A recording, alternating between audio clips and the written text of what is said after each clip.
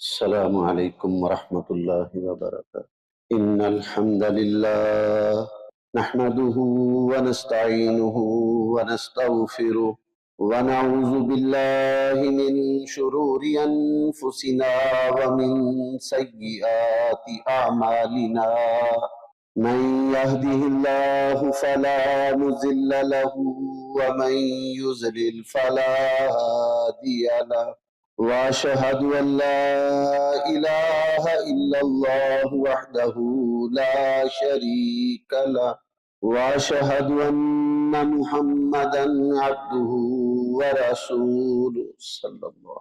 أما بعد فإن خير الحديث كتاب الله وخير الهدي هدي محمد صلى الله عليه وسلم وشر الأمور محدثاتها وكل محدثة بدعة وكل بدعة ضلالة وكل ضلالة في النار.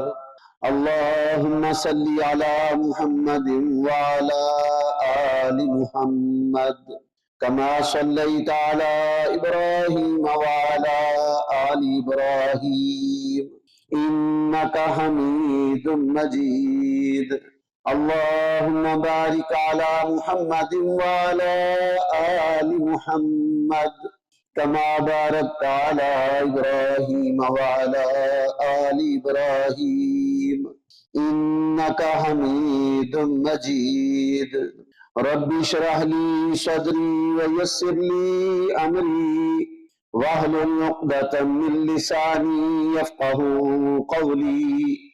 سبحانك لا علم لنا إلا ما علمتنا إنك أنت العليم الحكيم. أما بعد فأعوذ بالله السميع العليم من الشيطان الرجيم من همزه ونفخه ونفسه. بسم الله الرحمن الرحيم. والفجر وليال عشر والشفع والوتر. اللہ رب العزت جو ہم سب کا خالق، مالک اور رازق ہے، جس نے اس ساری کائنات کے نظام کو خود پیدا کیا، اس خالق و مالک نے اپنی مخلوقات میں سے جس کو چاہا زیادہ فضیلت سے نوازا، جس کو چاہا مقام اور مرتبہ زیادہ عطا کر دیا.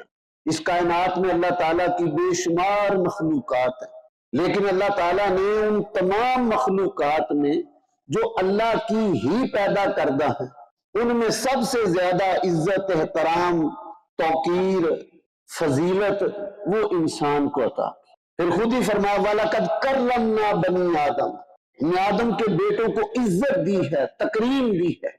سال کے 12 مہینے ہیں، لیکن ان 12 مہینوں میں سب سے زیادہ اللہ رب العزت نے اجر و ثواب کے حوالے سے اگر کسی مہینے کو قرار دیا تو وہ رمضان کا مہینہ. پھر اسی طرح جتنے ماہ و ایام ہیں، مہینے ہیں، دن ہیں، سال کے یہ جو اسلامی سال کے 354 یا 355 دن ہیں، ان دنوں میں اللہ رب العزت نے 10 دن ہیں جن کو اس دنیا کے سب سے بہترین دن قرار دیا، اور وہ ہیں یہ جو آگے مہینہ شروع ہونے والا ہے 1-2 دن بعد ذوالحجہ کا.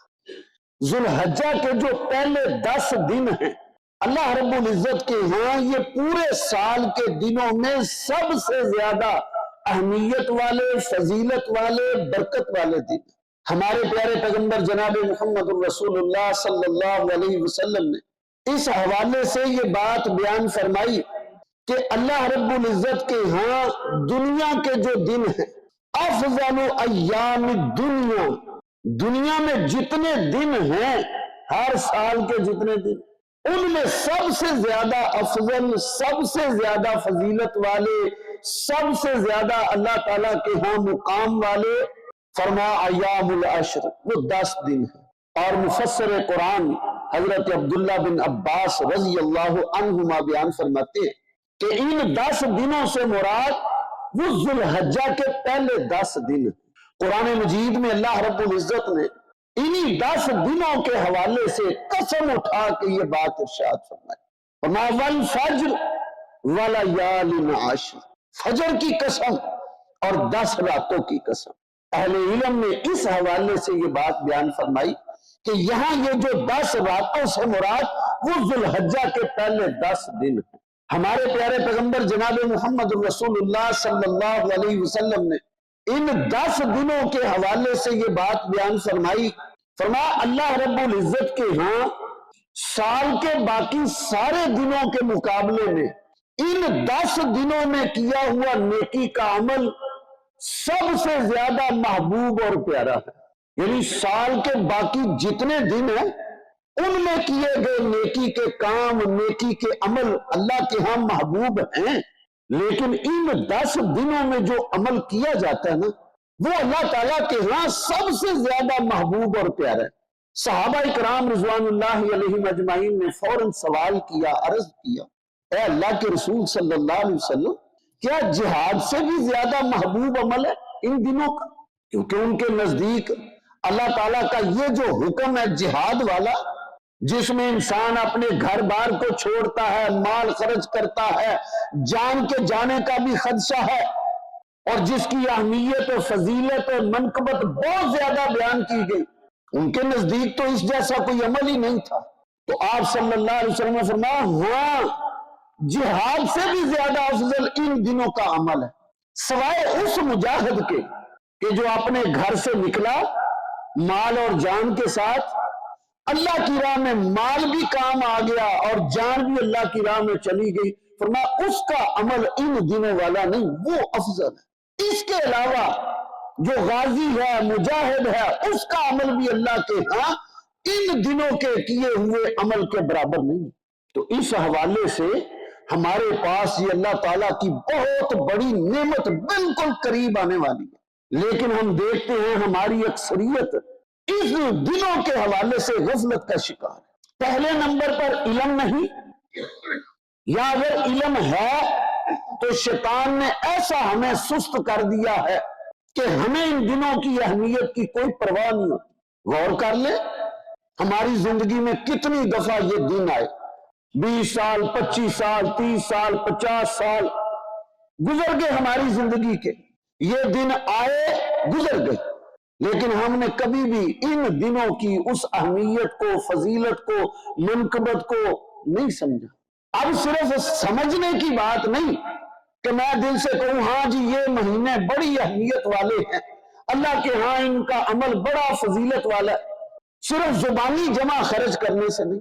میں اور آپ اپنی زندگی میں بھی دیکھیں نا کہ سال کے عام دنوں کے مقابلے میں یہ جو 10 دن ہیں، ان 10 دنوں میں میرے اندر کیا تبدیلی آتی ہے، میرے اپنے عمل کے حوالے سے، میری اصلاح کے حوالے سے کیا تبدیلی آئی، میرے اندر جو کمیاں کوتاہیاں تھی، جو غلطیاں تھی، ان 10 دنوں میں کیا میں نے اپنی زندگی کے ان بہترین ایام کو گزارا ہے تو میری کوئی اصلاح ہوئی ہے؟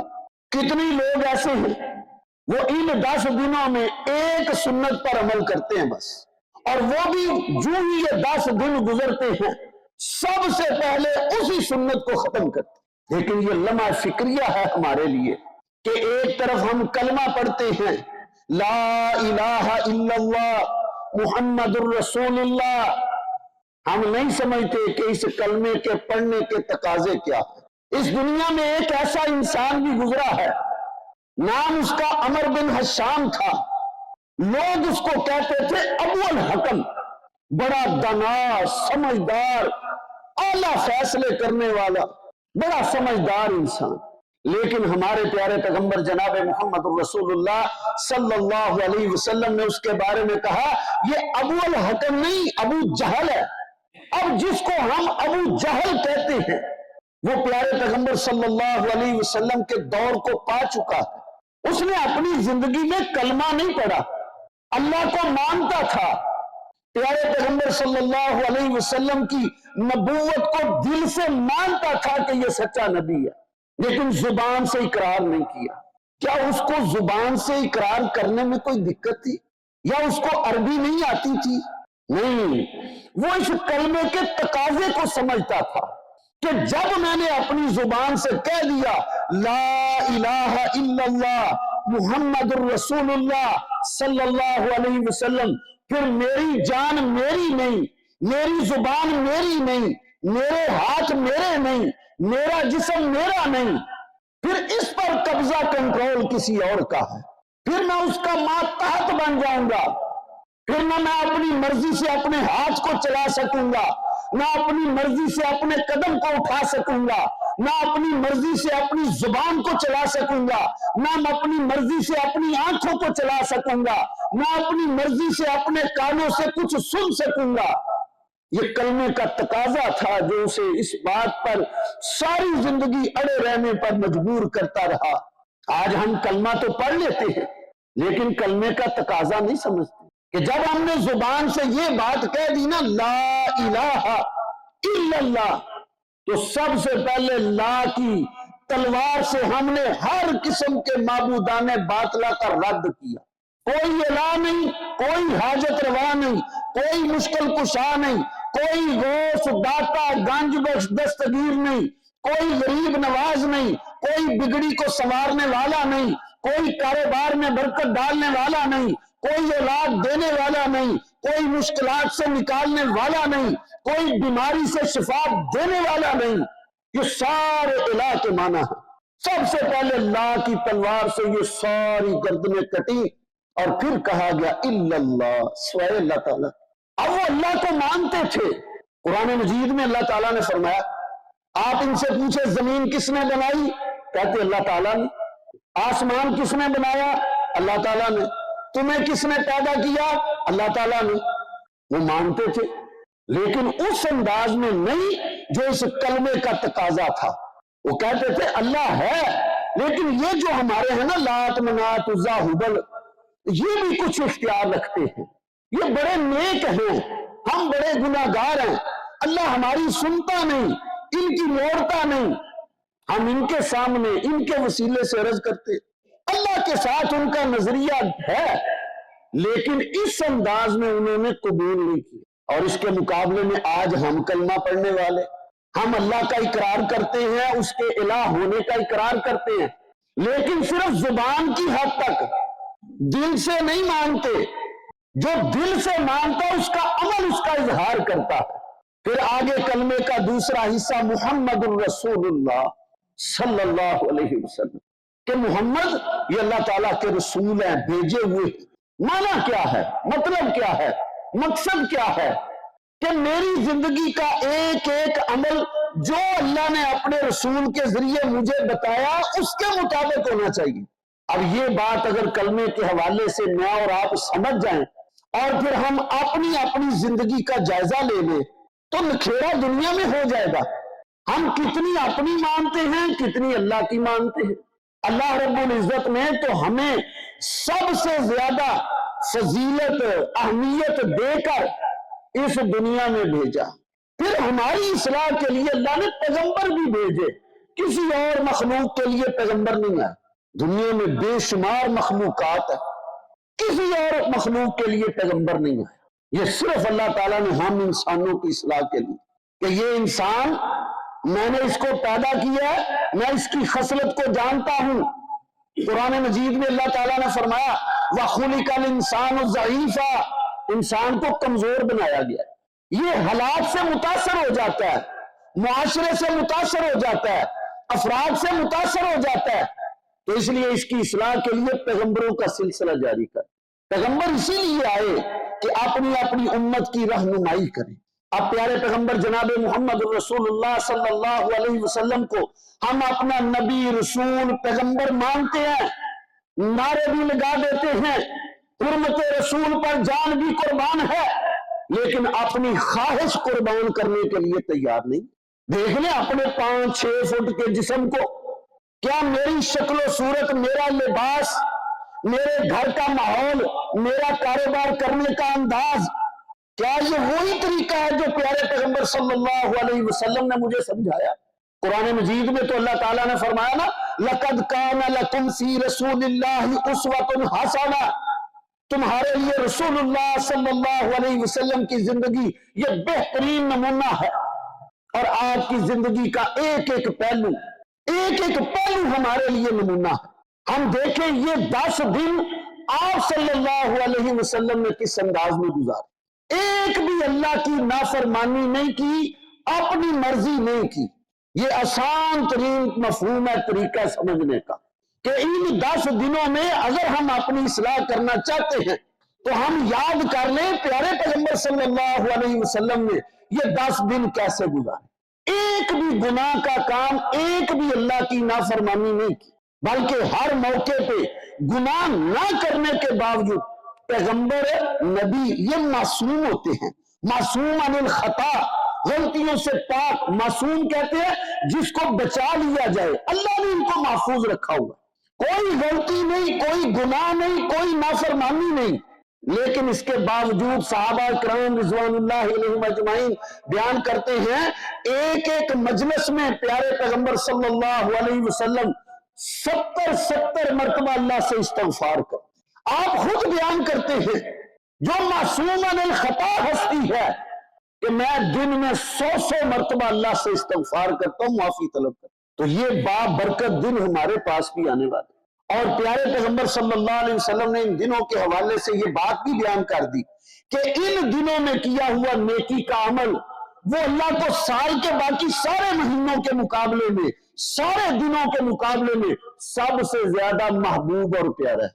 تو ان دنوں میں اگر ایک کام یہ بھی کر لیا جائے کہ اپنے گناہوں سے سچی توبہ کر لی جائے، آئندہ نہ کرنے کا عزم کر لیا جائے، تو وہ کیسا بابرکت ہمارا عمل ہوگا کہ جو اللہ کے ہاں سب سے محبوب ترین ہوگا۔ لیکن ہم دیکھتے ہیں سال ہر سال سے یہ باتیں سنتے ہوئے، جمعے پڑھتے ہوئے، درس سنتے ہوئے گزر گئے ہمارے، لیکن ہمارے اندر کوئی تبدیلی نہیں آ رہی۔ وجہ کیا ہے؟ کہیں ہمارے دل ان دلوں کی طرح تو نہیں ہو گئے کہ جن کے متعلق ہمارے پیارے پیغمبر جناب محمد رسول اللہ صلی اللہ علیہ وسلم نے ارشاد فرمایا جب بندہ ایک گناہ کرتا ہے اس کے دل پر ایک کالا نقطہ لگ جاتا ہے، اگر وہ گناہ سے توبہ کر لیتا وہ نقطہ صاف ہو جاتا ہے، لیکن اگر وہ توبہ نہیں کرتا، دوسرا گناہ کرتا ہے، ایک اور نقطہ لگ جاتا ہے، پھر گناہ کرتا ہے، ایک اور نقطہ لگ جاتا ہے، پھر ایسے ہی ہوتا ہے گناہ کرتے کرتے کرتے کرتے اور دل پہ کالے نقطے لگتے لگتے ایک وقت ایسا آ جاتا ہے سارا دل ہی کالا سیاہ ہو جاتا ہے، اور یہ وہ کیفیت ہو جاتی ہے ختم اللہ علی قلوبہم، اللہ نے ان کے دلوں پہ مہر لگا دی ہے، سیل پیک کر دیا، اب کوئی بات ان کے دل پر اثر نہیں کرتی۔ کہیں میری اور آپ کی کیفیت یہ تو نہیں ہوگی کہ میں اللہ کی کتاب قرآن کی بات سنتا ہوں، اس کے پیارے پیغمبر جناب محمد رسول اللہ صلی اللہ علیہ وسلم کی بات سنتا ہوں، لیکن اس کے باوجود میرے دل پہ اثر ہی کوئی نہیں۔ وقتی طور پر مجلس میں بیٹھے کچھ دل نرم ہوا، جو ہی یہاں سے باہر نکلے سارا کچھ ختم، میری شکل و صورت وہ اسلامی نہ رہی، میرا لباس اسلامی نہ رہا، گھر کا ماحول اسلامی نہ رہا، کاروبار لین دین تجارت اسلامی نہ رہی۔ اللہ تو ہمیں مسلمان دیکھنا چاہتے ہیں۔ مسلم عربی زبان میں اس اونٹ کو کہتے ہیں جس کی ناک میں نکیل ہو، مہار کسی کے ہاتھ میں ہو، وہ اس کی مہار والا جہاں اونٹ کو بٹھائے اونٹ بیٹھ جائے، جہاں اس کو اٹھائے اونٹ اٹھ جائے، جہاں سے چلائے وہ چل پڑے، جہاں روکے وہ رک جائے، اس اونٹ کو کہتے ہیں مسلم۔ کیا ہم ایسے ہیں؟ ہماری مہار بھی ایک کلمہ پڑھنے کے بعد ایک کے ہاتھ میں آئی، وہ ہے ہمارے پیارے پیغمبر جناب محمد رسول اللہ صلی اللہ علیہ وسلم، کہ اللہ نے ہماری مہار آپ کے ہاتھ میں دی، اور آپ نے جہاں ہمیں بیٹھنے کا حکم دیا ہم وہاں بیٹھ جائیں، جہاں سے اٹھنے کا حکم دیا ہم اٹھ جائیں، جو کام کرنے کا حکم دیا وہ کرنے لگ جائیں، جن کاموں سے روک دیا ان سے رک جائیں، پھر ہم مسلم ہیں، پھر ہم اللہ کے مطیع فرما بردار ہیں۔ دیکھیں نا جب اونٹ سرکشی کرتا ہے، ویسے چھوٹے چھوٹے یہ آ رہی ہے عید الاضحیٰ، چھوٹے چھوٹے بچے اس اونٹ کی مہار کو پکڑے ہوئے جدھر چاہتے ہیں لے جاتے ہیں، وہ اونٹ پیچھے پیچھے چلتا ہے، لیکن جب کبھی وہ سرکشی پہ آتا ہے تو پھر سنبھالا نہیں جاتا۔ کہیں ہم بھی اللہ اور اس کے رسول کی سرکشی میں تو نہیں آ گئے کہ اب ہم سنبھالے نہیں جا رہے، اللہ نے تو زندگی میں ایک مرتبہ پھر ہمیں موقع دیا، لو پھر 10 دن تمہیں دیے، تم ان 10 دنوں میں پھر اپنی اصلاح کر لو، اپنے لیے خیر کے کام اکٹھے کر لو، غلطیوں سے توبہ کر لو، اللہ کو راضی کر لو۔ صحابہ کرام رضوان اللہ علیہم اجمعین حقیقت میں ان دنوں کا احترام کرتے تھے۔ یوں ہی یہ دن شروع ہوتے، اللہ تعالیٰ کی حمد و ثنا شروع ہو جاتی، تکبیرات شروع ہو جاتی، اللہ کی حمد کے کلمے، اللہ کی توحید کے، اللہ کی تحلیل کے کلمے شروع ہو جاتے، سبحان اللہ، الحمدللہ، اللہ اکبر، لا الہ الا اللہ، وہ ان دنوں میں شروع کر دیتے۔ اور یہ ان دنوں کا بہت بڑا عمل ہے، چلتے پھرتے اٹھتے بیٹھتے ان الفاظ کو، ان کلمات کو اپنی زبان کا ورد بنا۔ یہ 10 دن بڑے قیمتی ہیں، لیکن ہماری اکثریت ان کو ضائع کر دیتی ہے۔ پھر ان 10 دنوں میں 2 دن جو آخری ہیں وہ اور بھی زیادہ اہمیت کے حامل ہیں۔ ان میں سے ایک 9 ذو الحجہ یوم عرفہ، بڑی اہمیت کا دن۔ ہمارے پیارے پیغمبر جناب محمد رسول اللہ صلی اللہ علیہ وسلم نے اپنی زندگی کا جو ایک ہی حج کیا 10 ذو الحجہ کو، 10 ہجری میں، تو 9 ذو الحجہ کو یوم عرفہ میں آپ نے خطبہ دیا۔ اس خطبے میں پوری انسانیت کے لیے پیغام جاری کیا کہ اگر تم کامیاب ہونا چاہتے ہو، اپنی اصلاح چاہتے ہو، میری ان نصیحتوں پر عمل کر۔ اور جو بھی آج ان نصیحتوں پر، اللہ کے پیغمبر صلی اللہ علیہ وسلم کی ان باتوں پر عمل پیرا ہے، اس کے لیے آج بھی خیر کے دروازے کھلے ہوئے ہیں۔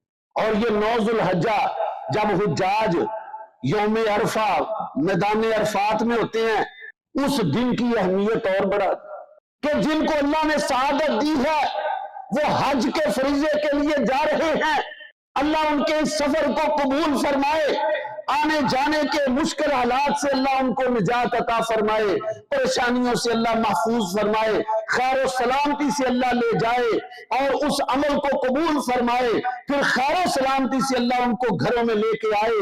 جو منتظر ہیں اللہ جلدی ان کا نمبر لگائے، لیکن جو نہیں جا سکتے ان کے لیے پیارے پیغمبر صلی اللہ علیہ وسلم نے ایک عمل بیان کر دیا، فرمایا جو عرفہ کا دن کا روزہ رکھتا ہے، یہ اپنے گھر میں ہے، اپنی دکان، اپنی فیکٹری، اپنے گھر میں، فرمایا جو اس دن کا روزہ رکھ لیتا ہے، آپ نے فرمایا مجھے اللہ سے امید ہے کہ اللہ تعالیٰ اس کے 2 سالوں کے گناہوں کو معاف کر دے۔ ایک جو پیچھے سال گزرا اور ایک ایڈوانس جو آنے والا سال ہے، ان 2 سالوں کے گناہوں کو اللہ تعالیٰ اس ایک روزے کے بدلے معاف کر دے۔ پھر پیارے پیغمبر جناب محمد رسول اللہ صلی اللہ علیہ وسلم نے ان 10 دنوں کے حوالے سے جو آخری دن ہے 10 ذو الحجہ، جسے ہمارے ہاں عید الاضحیٰ کا دن کہا جاتا ہے، اس دن مسلمان عید پڑھتے ہیں، عید مناتے ہیں، اور اس دن اللہ کے حضور قربانیاں پیش کرتے ہیں۔ لیکن یاد رکھیں یہ قربانی بھی ہمیں درس دیتی ہے۔ ذرا غور کریں نا، 1 لاکھ 2 لاکھ 3 لاکھ 4 لاکھ روپیہ لگا کے جانور لیا، عید سے 5 7 10 دن پہلے لے لیا، جب لے کے آتے ہیں تو لانے کی کیفیت کیا ہوتی ہے؟ 2 نے آگے سے رسی پکڑی ہوتی ہے، 2 پیچھے سے دھکا لگا رہے ہوتے ہیں، وہ چل نہیں رہا ہوتا۔ یہ قربانی کا جانور خریدا گیا۔ کوئی بڑا جانور لیتا ہے، بچڑا، ویڑا، اونٹ، تو سنبھالا نہیں جاتا، وہ جن سے لیا ہوتا ہے ان کو پیسے دیتے ہیں، ذرا ہمارے گھر تک چھوڑ آؤ، یہ کیفیت ہے۔ لیکن بعد میں دیکھتے ہیں 2 دن 3 دن اس کو چارہ ڈالا جاتا ہے، اس کی خدمت کی جاتی ہے، وہی جانور رسی اس کے گلے میں اور مالک کے پیچھے پیچھے پیچھے پیچھے۔ یہ جانور ہمیں سمجھا رہا ہے کہ تو میرا پیدا کرنے والا نہیں ہے، تو میرا خالق نہیں ہے، بس 2 دن تو نے مجھے کھلایا، میں نمک حرامی نہیں کر رہا، تیرے پیچھے چل رہا ہوں، تیری بات مان رہا ہوں۔ اور جو سال بھر پالتے ہیں وہ جانور تو ان کی زبان کو سمجھنے لگ جاتے ہیں، کیا ہے وہ صبح و شام اس کو چارہ ڈال دیا۔ تو جانور وہ انسان کی بات سمجھتا ہے، یہ اس کو آواز دیتا ہے، وہ اس کی طرف آتا ہے، یہ اس کو بٹھاتا ہے، یہ بیٹھ جاتا ہے، اٹھاتا ہے، اٹھ جاتا ہے۔ تو یہ جانور ہمیں درس دے رہا ہے، قربانی کا جانور کہ دیکھ 2-4 دن 8-10 دن تو نے مجھے چارہ دیا، میں تیرے پیچھے پیچھے تیرا حکم مار رہا ہوں، تیری بات مان رہا ہوں، اور تجھے بھی کسی نے پیدا کیا ہے جو تجھے کھلا رہا ہے، پلا رہا ہے، جو تجھے نعمتیں دے رہا ہے، تو اس کی کتنی مانتا؟ یہ جانور ہمیں سکھا رہے، دیکھتے نہیں کیسے جانور جس کو سال بھر اپنے گھر میں پالا ہے، عید کا موقع آتا ہے ٹانگوں سے پکڑ کر ایسے گلاتے ہیں، گردن پہ چھری پھر جاتی ہے، وہ بھی آرام سے پھرا لیتا ہے کہ یہ میرا مالک ہے، میں نے اس کی بات ماننی ہے۔ تو یہ 10 ذو الحجہ کا دن، یہ عید الاضحیٰ کا، پیارے پیغمبر صلی اللہ علیہ وسلم اس دن عید کی نماز ادا کرتے اور قربانی کیا کرتے تھے، اور جو قربانی کرنے والے ہیں وہ کوشش کریں ایک جانور 2 8 10 پہلے دن ہی قربان کر لے۔ کیوں؟ یہ ان 10 دنوں میں ہے جن کا عمل اللہ کے ہاں سال کے باقی سارے دنوں کے مقابلے میں زیادہ محبوب ہے۔ ہمارے ہاں قربانی لے لی گئی، اب پہلے دن نہیں کیا، کیا وجہ ہے؟ وہ جی بیٹی نے دوسرے دن آنا ہے، دماد نے آنا ہے، رشتہ داروں نے اکٹھے ہونا، پھر قربانی کریں، ایسے ہی اپنا اجر ضائع کر لیا جاتا ہے۔ کوشش کریں پہلے دن قربانی کریں۔ پیارے پیغمبر صلی اللہ علیہ وسلم نے 100 اونٹ قربان کیا 10 ذو الحجہ کے، 100 اونٹ۔ پھر جو قربانی کرنے والے ہیں ان کے لیے پیارے پیغمبر صلی اللہ علیہ وسلم نے فرمایا کہ جو قربانی کا ارادہ رکھتا ہے، جو ذو الحجہ کا چاند نظر آئے وہ نہ ناخن تراشے نہ اپنے جسم کے بال کاٹے، پھر وہ صبر کرے 10 ذو الحجہ عید والے دن قربانی کر کے پھر وہ اپنے بال کاٹے، اپنے ناخن تراشے۔ یہ قربانی کرنے والے کے لیے آپ صلی اللہ علیہ وسلم نے پیغام دیا، لیکن یاد رکھے ان بالوں میں داڑھی کے بال شامل نہیں ہیں۔ ہم میں سے کتنے ہیں وہ اس ایک حدیث پر عمل کرتے ہوئے 10 دن داڑھی کے بال نہیں کاٹتے، لیکن ان 22 احادیث پر عمل نہیں کرتے جن میں پیارے پیغمبر صلی اللہ علیہ وسلم نے فرمایا او مسلمانوں اپنی داڑیاں بڑھاؤ، مجوسیوں کی، یہودیوں کی، عیسائیوں کی نقل نہ کرو، ان کی مخالفت کرو، داڑھی کو معاف کر دو، اس کو لٹکاؤ، اس کو بڑھاؤ، اس کو چھوڑ دو، اس کو معاف کر دو۔ ہم ایک حدیث پر عمل کرنے میں بڑے تیز، لیکن 22 احادیث کو پیچھے کر دیتے ہیں۔ تو یاد رکھے ان بالوں میں جو بڑھانے ہیں اور عید کے بعد کٹوانے ہیں ان میں داڑھی شامل نہیں ہے۔ تو یہ 10 دن ہماری زندگی کے اہم ترین دن ہیں جو بالکل قریب ہے ہمارے پاس آنے والے۔ ہم ان 10 دنوں سے فائدہ اٹھا لیں، اپنے اللہ کے سامنے اپنے گناہوں کو پیش کر کے معافی طلب کر لیں، اللہ سے گناہوں کی معافی طلب کریں گے تو ان 10 دنوں کی برکت سے اللہ ہماری اصلاح بھی فرما دے گا۔ اللہ تعالیٰ مجھے اور آپ کو ان 10 دنوں کی اہمیت اور فضیلت کو سمجھنے اور اپنی اصلاح کرنے کی توفیق عطا فرمائے۔ وآخر دعوانا الحمدللہ۔